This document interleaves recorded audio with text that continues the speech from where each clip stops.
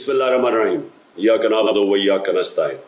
मेरे पाकिस्तानियों, जब तक ये मेरे अल्फाज आप तक पहुंचेंगे मुझे एक नाजायज केस के अंदर बंद कर दिया होगा।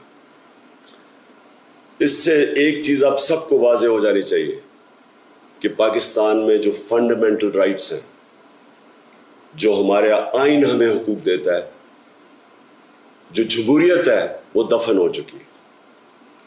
और हो सकता है कि इसके बाद मुझे मौका ना मिले आपसे मुखातिब होने का, इसलिए मैं 2-3 बातें आपसे करना चाहता हूं आज।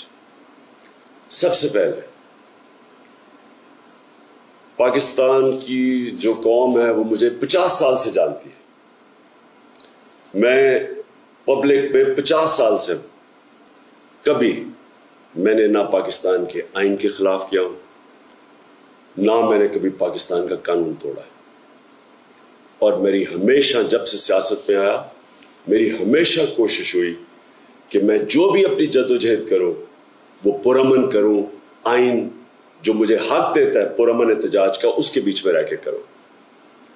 आज ये जो किया जा रहा है, ये इसलिए नहीं किया जा रहा कि मैंने कोई कानून तोड़ा है, ये सिर्फ इसलिए किया जा रहा है कि ये चाहते हैं कि मैं जो हकीकी आज़ादी की तहरीक है इससे पीछे हटूं। और ये इसलिए किया जा रहा है कि ये करप्ट चोरों का टोला, इंपोर्टेड हुकूमत जो हमारे ऊपर मुसल्लत की गई है, ये चाहते हैं कि मैं उसको कबूल करूं। मैं आज आप सबसे अपील कर रहा हूं कि आपको अपने